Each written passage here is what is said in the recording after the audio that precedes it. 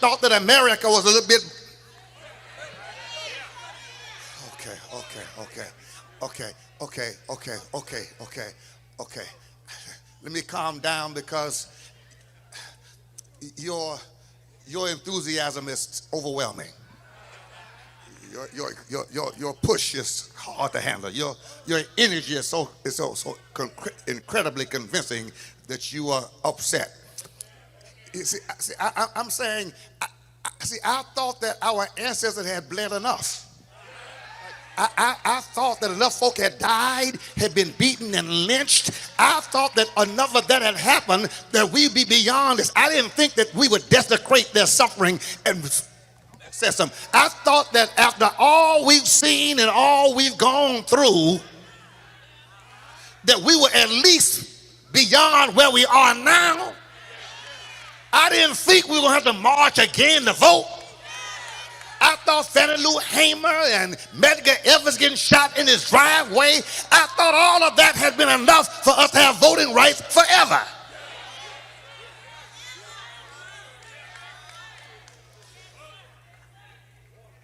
I thought the majority of the nation was good with that. And I sure didn't think some black folk were going to vote against themselves.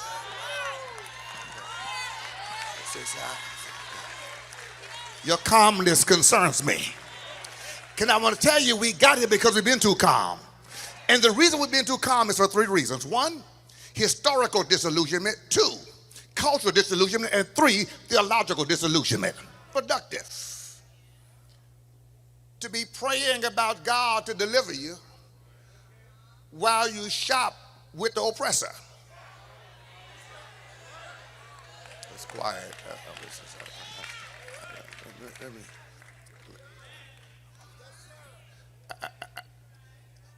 So knowing who's funding the oppressive agenda is necessary.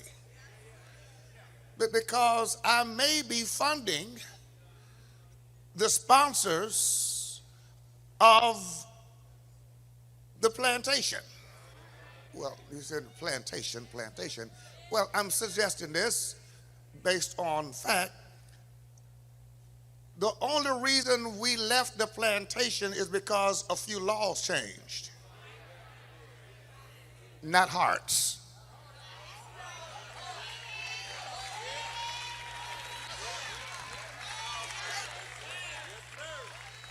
It was a change of some laws.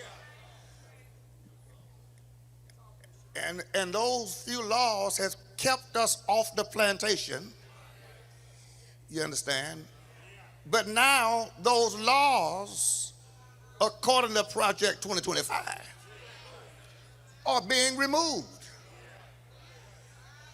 One must ask why. The answer is clear.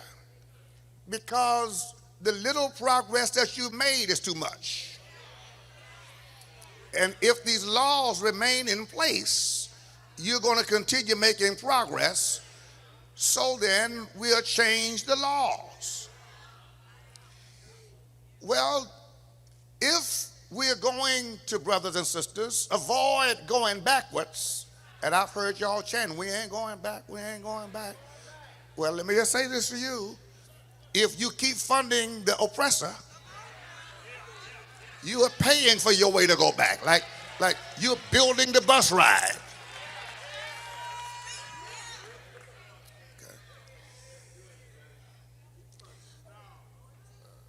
So then, it becomes necessary for us to wake up.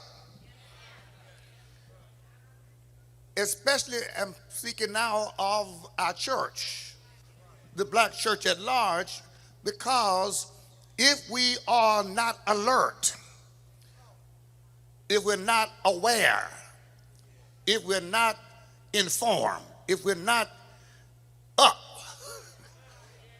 you understand, by the time we wake up, it would be too late. Now, these questions, like who owns you?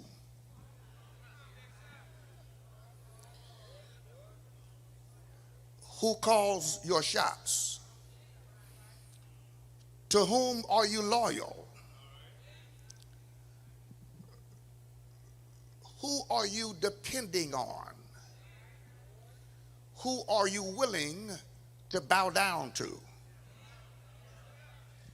And I'm suggesting that you really contemplate these questions, because everyone is going to have to decide where you stand. That list includes politicians, because I'm telling you, politicians are being bought.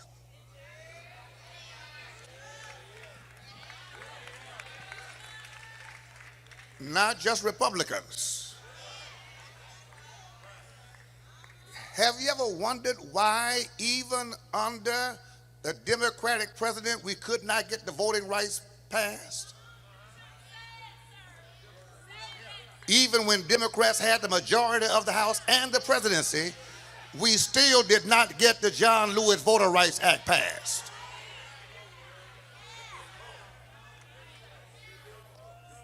Can I give you a straight to the... It's because 2 Democrats didn't vote for it. Senators. Joe Manchin. Oh, y'all hear me? And we didn't march on that. Like, we never had a march against the Democrats who opposed voting rights. He said, well, why would Democrats oppose voting rights? Because they play politics with our futures. As long as we have something that we didn't get passed, they got something to campaign on. We didn't get the George Floyd pass against violence, police violence, with the Democrats in charge. So I don't want you to think that the devil is a Democrat or Republican. This is not a partisan message. The oppressor can look. Oh, y'all follow what I'm saying?